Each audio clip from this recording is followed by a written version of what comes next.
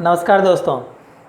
आज मैं आपको जो कविता सुनाने जा रहा हूँ एक ऐसे महान हस्ती के बारे में है, ऐसे सूर के बारे में है, ऐसे अमृत कंठ के बारे में है जिसके बारे में मेरे पास शब्द नहीं है वर्णन करने के लिए, उनकी प्रशंसा करने के लिए मेरे पास शब्द नहीं है। जी हाँ दोस्तों, वो सिर्फ हिंदुस्तान में नहीं बल्कि दुनिया में छाए हुए हैं। उनके सुर आज भी वैसे के वैसे ही हैं और हर व्यक्ति, बूढ़े बच्चे जवान, हर व्यक्ति उनके सुर के काहिल हैं। उनके सुर के सामने, उनकी आवाज़ के सामने हर कोई नतमस्तक है और कान तो लगता है कि सुनने को तरसते हैं कि उनका कब गाना आए कि हम सुने, और सुनते भी हैं। ऐसे महान हस्ती हैं हमारे संगीत के सर्वश्रेष्ठ गायक कुमार सानू जी। मैं आज यह कविता, हालांकि मैं उनसे क्षमा चाहता हूँ कि उनको बिना पूछे मैं ऐसे महान हस्ती के बारे में चंद शब्द लिखा है। अगर मेरी कविता उन तक पहुँचती है या मेरी बात उन तक पहुँचती है तो मैं उनसे हाथ जोड़ कर के विनती करता हूँ कि मैं आपसे बिना पूछे ही आपके बारे में चंद शब्द लिखने का प्रयास किया है। अगर गलती हो मुझसे तो मुझे क्षमा करेंगे, परंतु आपके सुर मेरे दिल को छू गए हैं, जिसके लिए मुझे चंद शब्द लिखने के लिए मैं मजबूर हो गया हूँ, जिसका शीर्षक है स्वर सानू के। स्वर सानू के यानी कि मैं कुमार सानू साहब के सुर के बारे में, सुर ताल के बारे में, उनकी गीत के बारे में, उन्होंने जो सैकड़ों गीत गाए हैं, वो रस जो है गीत में, गाना में, वो कान तो लगता है क्या, मैं वर्णन नहीं कर पा रहा हूँ। मैं क्या, हर कोई, हमको लगता है कि उनके सुर को सुनने के लिए ललियाते होंगे, उनके गाने को सुनने के लिए ललियाते होंगे। चलिए, मैं फिर एक बार सानू साहब से निवेदन करता हूं कि वो मुझे क्षमा करें। मैं उनके बारे में चंद शब्द लिखने के लिए विवश हूं। पहला अंतर है, तापित को स्निग्ध करे, प्यासे को चैन दे। जो ज्वलित है, जो गुस्से में है, हम तो कहते हैं कि उनका गाना एक बार सुन जाए पिघल जाएंगे, एक पत्थर भी पिघल जाएंगे, हम तो कहते हैं। तापित को स्निग्ध करे, प्यासे को चैन दे, सूखे हुए होठों को फिर से जो बहन दे। जो होठ सूख चुका है, जो ज्वाला धधक रहा है, एक बार हमारे सानू साहब के गीत उनके कानों तक पहुंच जाए तो बीच बूझ सूखे हुए होठ फिर से खिल उठेंगे, मुरझाया हुआ फूल फिर से खिल उठेंगे, ये ज्वाला फिर से शांत हो जाएंगे। तापित को स्निग्ध करे, प्यासे को चैन दे, सूखे हुए होठों को फिर से जो बहन दे। वो सुर तो सानू साहब के ही न है ना। स्वर भरा विभव का इतना, अगला अंतरा, स्वर भरा विभव का इतना, कोश सानुदा के भीतर में। कोश, यहाँ शब्द में थोड़ा ध्यान दीजिएगा दोस्तों, कौकार तालब सो कोश नहीं है, कौकार मूर्धन सो कोश है, दोनों के मीनिंग में अंतर है।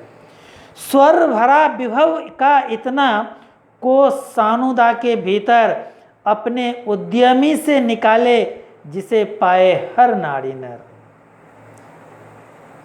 उनके बारे में हम क्या बोलें, मैंने ऐसा लगता है कि माँ सरस्वती उनके कंठों पर विराजमान है और उनके मुंह से जो सुर निकलते हैं, वह क्या लाजवाब है।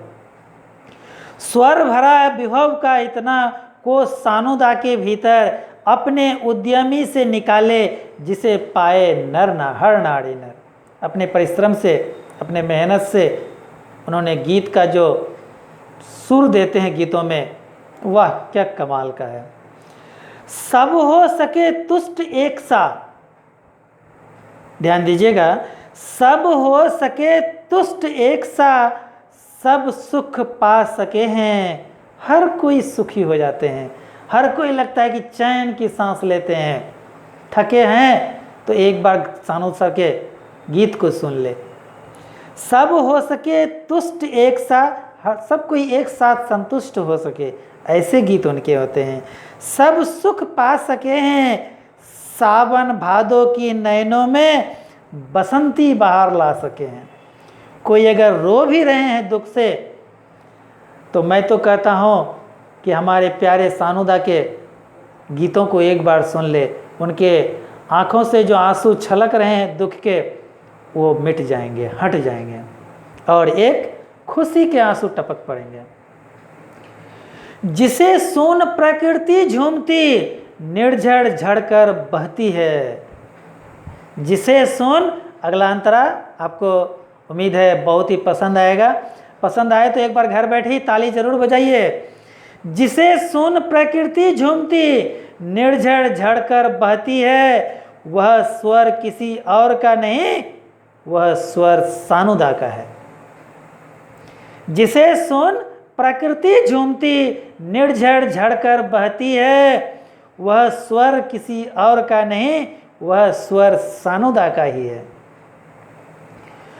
पूछे यदि किसी अनुज से, पूछे यदि किसी मनुज से, आप किसी भी मनुष्य से अगर पूछ लीजिए, पूछे यदि किसी मनुज से तुम मग्न इतने क्यों हो।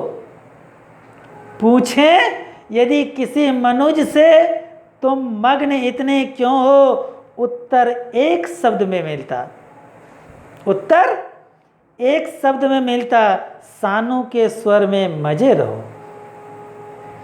पूछे यदि किसी मनुज से तुम इतने मग्न क्यों हो, उत्तर एक शब्द में मिलता, सानू के स्वर में मजे रहो।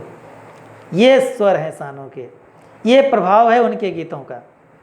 हर कोई झूम उठते हैं, हम तो क्या प्रकृति भी झूमने लगती है। अंतिम अंतरा हमारे सानुदा के लिए,